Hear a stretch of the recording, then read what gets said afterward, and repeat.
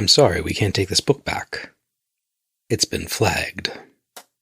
Because we watched Season 9, Episode 17, The Bookstore.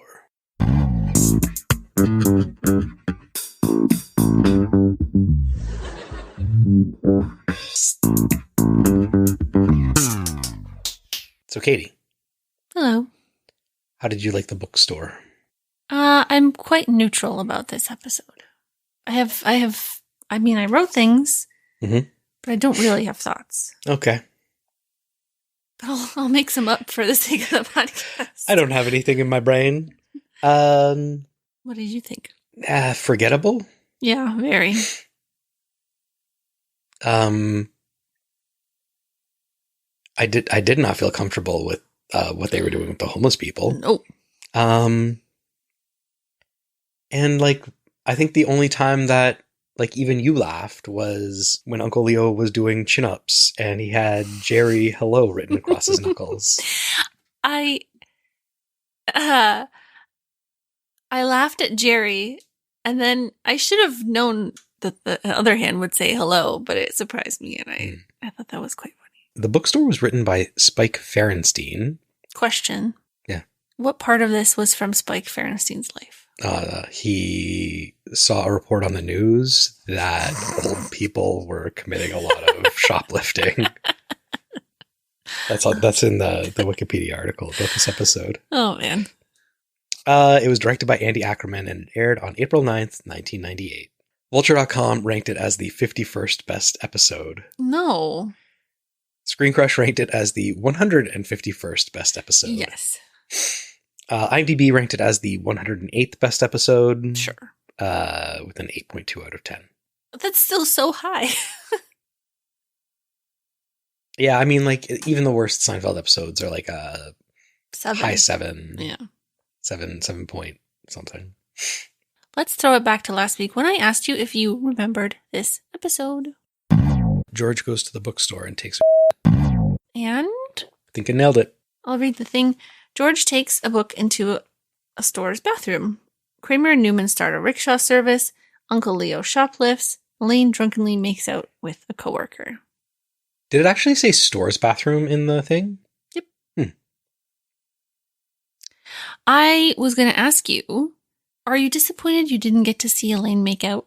No. Okay. You seem disgusted at the question. I mean, maybe do you ever really see, I guess you've seen Jerry make out with his dates. I can't think of anything. I guess the broader question is, aside from a movie that there are romantic makeout sex scenes in movies, and they're meant to be attractive. Titillating.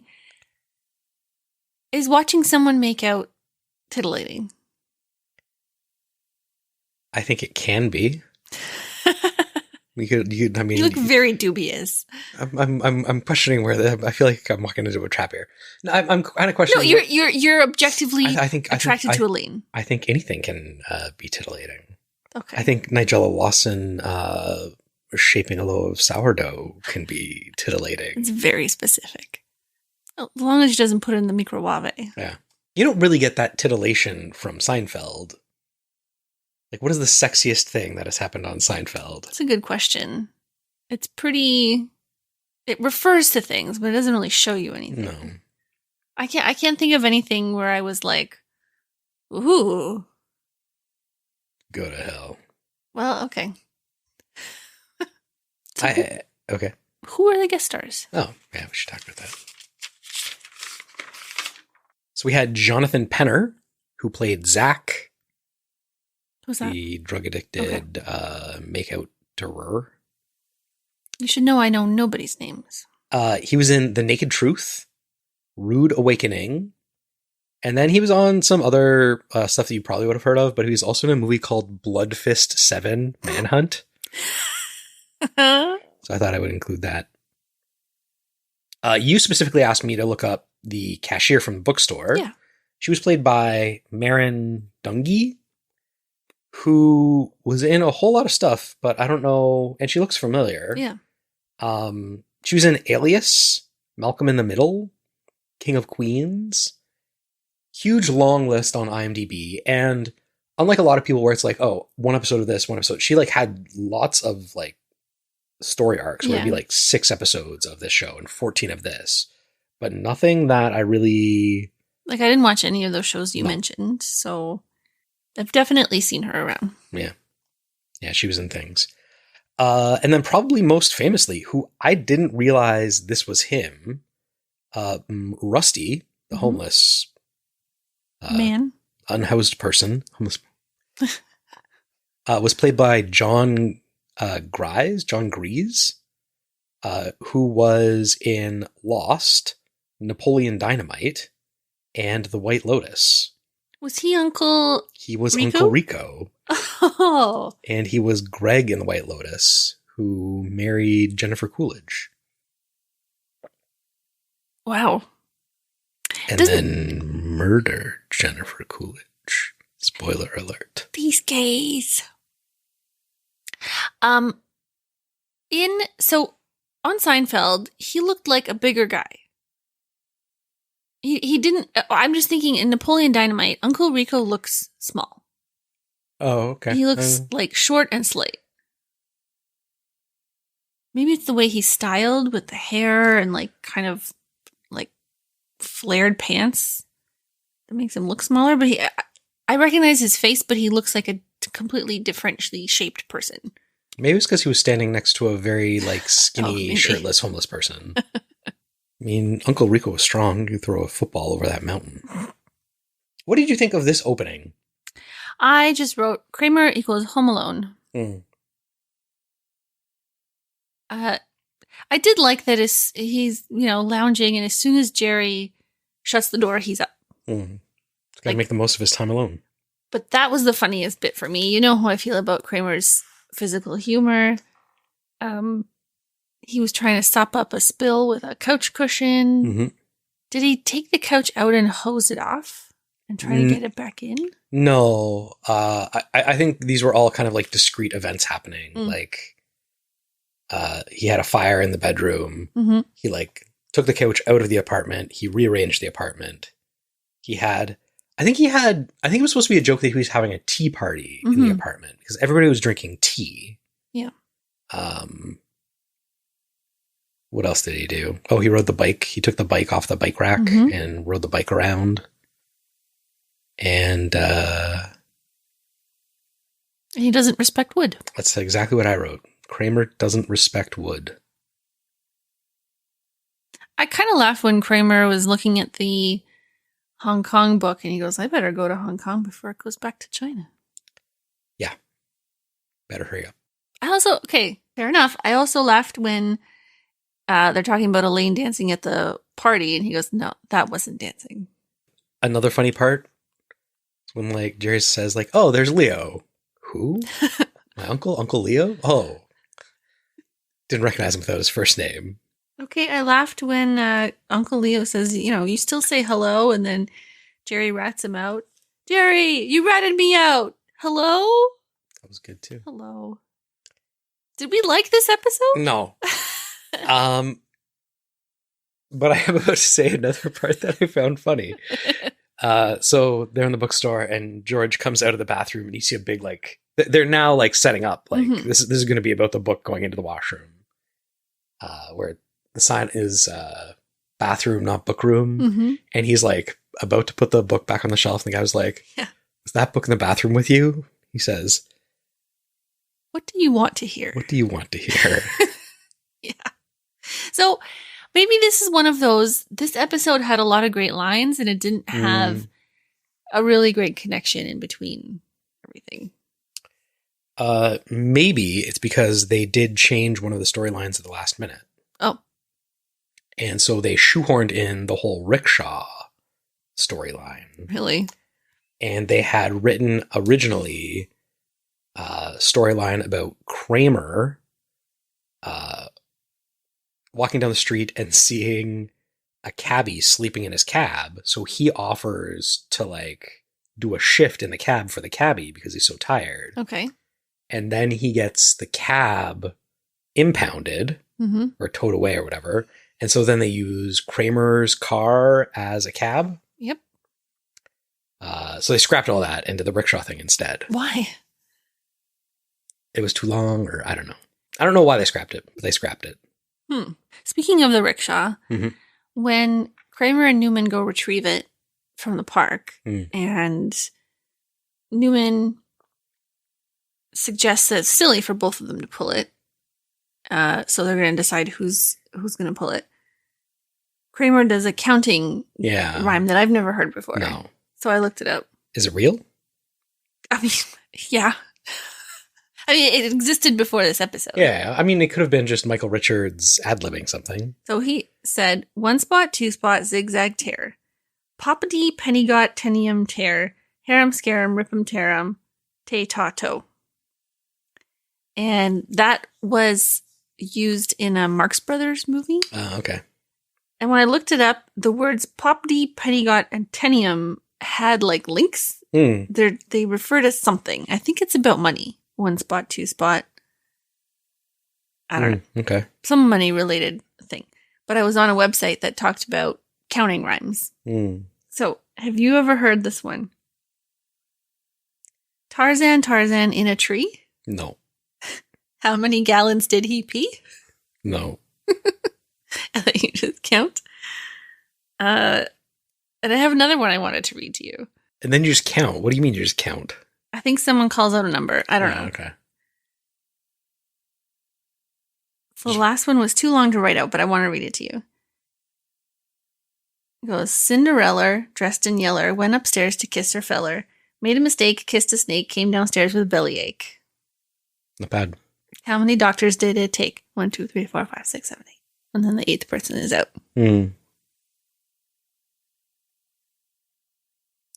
The other thing that I noticed when they were filming the rickshaw is that, I mean, I know New York has some slopes, but not like this. Well, And I know this was filmed in LA. Yes, but they don't even hide it because on the side of one of the buildings it says Bunker Hill, which is a neighborhood in Los Angeles. Is this one of the few times? I guess we have seen them like exterior shots. But like this was like on location. Yeah. Which like usually we've seen like Kramer's stunt double running around for him. Yes. We've usually seen a stunt double and we've usually seen their like street set. Yeah, they're on like the lot of studio, whatever. Yeah. Also, do you have any insight for when Newman is rolling backwards in the rickshaw? Yes. So the way that they did that is it was being towed by a truck and then they digitally edited out the truck. Oh, okay. Yeah. I thought they just took a picture of him and moved it. Oh, yeah. Like cheap CGI. It was weird because like the handle's down and then when he's balancing almost, which I don't think you could have done for like a long period of time. Do you like to read in the bathroom? Yeah. Oh yeah, I used to love to read in the bathroom. If it wasn't for the toilet, there'd be no books. Gutenberg was a big fan.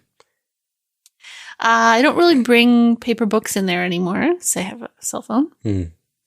But we used to keep the complete works of Oscar Wilde in the bathroom. That would have been a lot to get through. Well, sometimes. Our kid, when you say, okay, I'm going to go to the bathroom, she's like, see you in 40 minutes. Really, I'm just like, I need a break. We go hide in the bathroom. What do you think Uncle Leo's crime of passion was? I don't know, but I think this might be the most interesting thing about Uncle Leo. Yeah. I laughed when Jerry's dad said it's not stealing if it's something you need. Batteries. Yeah. Mostly batteries? Mostly batteries. Sometimes your father forgets, and so I have to steal for him. So, going back to earlier in the episode, Elaine's at this party. Yeah. And she's sitting at a table alone, drinking wine, and a coworker comes up to her. Are you going to dance this year? She says, maybe. All over your face. Smarmy Elaine? Slightly drunk Elaine. We like Smarmy Jerry. We don't like Smarmy Elaine, right? Yeah, I think I like sarcastic Elaine, but not smarmy Elaine. Like, I want Elaine to be the one poking fun. I don't want people poking fun at her. Yeah. She did say we made out at the table like our plane was going down. We certainly know of people who've had office romances. I mean, like there was like personal friends that have done that. No, of people we know. Okay, yeah. Like, okay. I was trying to think of who you were talking about. Or you're drawing a line in the sand between friends and acquaintances. It happened a lot at our last job. Yeah, I mean, it was a big company, and there was like.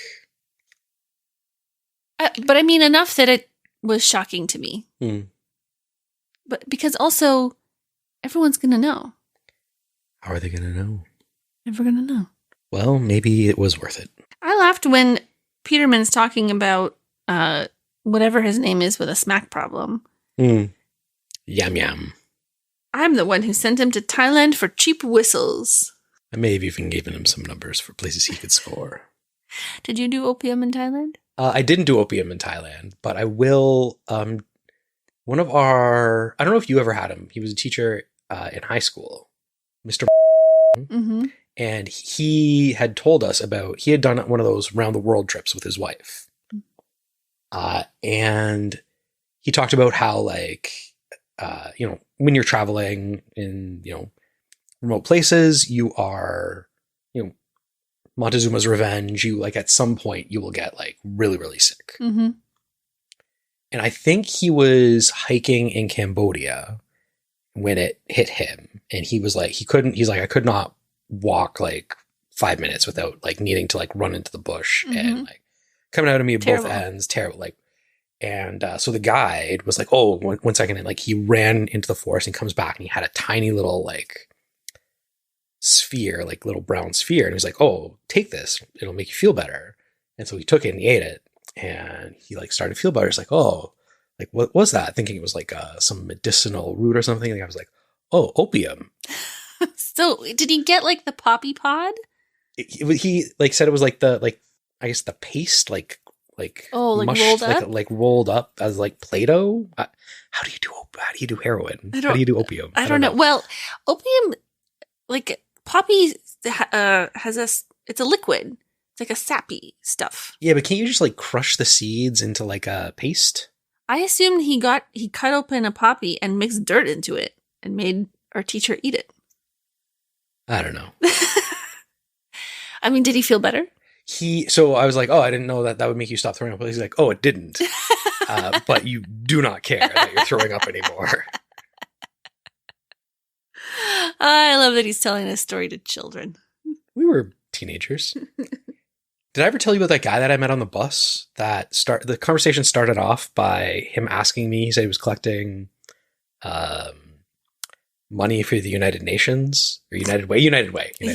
Okay. United Way. And it ended by him like giving me like very vague instructions on how to make poppy tea to get No, you stoned. did not tell me this. I like that when I asked you if you'd done opium in Thailand, you said, I haven't done opium in Thailand. That's an accurate statement. What did you do in Thailand? I didn't do anything in Thailand. The prison system there is very harsh. When you're backpacking too, a lot of the books that get passed around are about people that have been like sent to prison there. It's like a scare tactic to keep the farang honest. In line? Yeah. Well, now you can't even like have a drink at a hostel. It's probably methanol and it'll kill you. A little bit improves the taste of the wine, but too much and you will go blind. So, Community lifted the Uncle Leo storyline directly into Pierce hanging out with the old people and them stealing stuff and playing poker. And, if you get caught, just say, where am I? Who am I? Maybe they both just stole that from old people. From it happening? Yeah. Because Spike Ferenstein saw it on the news. I guess when you get older, you kind of stop caring about anything. Did Spike Ferenstein, work on Community? Elaine, hey, it's me, is Jerry. Calls him in the middle of the night. Why? What was this whole conversation? One, it's late. Yeah. So like it starts off and you're like, okay, like she's bored having to like babysit this guy. But then Amelia is like, I'm too busy. I'll call you back. Like, Hey, why did she call him? yeah. You know how mad I would be if somebody called me in the middle of the night, woke me up, and then was like, I'll talk to you later. Bye. You could just stop that sentence at, you know how mad I would be if somebody called me. One thing that like really made me be like, oh, this is from the 90s. Elaine goes to the bookstore to buy a book, and she asks the cashier, so this will tell me how to get puke out of cashmere. And it's like, imagine if to like find out those things, you couldn't just like go on the internet and probably get a million wrong answers. Yeah. But like you had to go to a place, buy a book, and then read a book to find the answer. I have a book called Talking Dirty with the Queen of Clean. And it's like cleaning hacks. So at some point, my mom went to a bookstore and bought a book on how to clean weird stuff. Yeah. Did you send me that Instagram thing that was, there's like a stain removing product, but it's specific, but the pairings that it specifically removes is like... I didn't send it to you, but you sent it to me and I'd already seen it. And it was like... blood and rust. Yeah. What was another combo? It was like grass stains and chocolate. The blood and rust was the weird one. Do you think it's just optical brighteners? Like blood and rust are both like reddy brown. So it's got a lot of maybe greeny, bluey stuff in it to make it look cleaner. Sorry, I had a critical security alert from Google saying somebody tried to look at my passwords, but it was me. The combinations were, the product was Carbona Stain Devils, Rust and Perspiration. Oh, that's chocolate, even weirder. Ketchup and mustard, blood, dairy, and ice cream. That's so funny. Grass, dirt, and makeup. That is even less in common than I thought. Rust and perspiration. Strange. So I have heard that, you know how like sometimes you have an old white t-shirt and you get like the yellow stains in your armpits to use brake fluid cleaner or brake cleaner. Oh, why? It breaks down the whatevers. I don't know. Ugh. What do you use to clean bug guts off a bumper? Because I scrubbed our car's bumper for an hour, and there's very well polished, clean bug guts still on there. You take it to a guy. I will sometimes go down the rabbit hole of like cleaning hacks on Reddit, and they're really big fans of like the pink stuff. Mm-hmm. Is that why you bought the pink stuff? I was like, well, it's got to be good. How do you get Kool-Aid out? We know the opposite color Kool-Aid doesn't work. I think probably once a day somebody posts about like their shower door and needing to clean it. Why? Well, they're like the glass, and gets like the soap scum stuff on it. Did people not squeegee their doors? I mean, I think even when you squeegee it, you don't get it like perfect. And there's like a lot of like, quadruple zero steel wool, WD-40, bunch of stuff you can do. That's a heavy duty stuff for glass. Well, you want it to be see-through.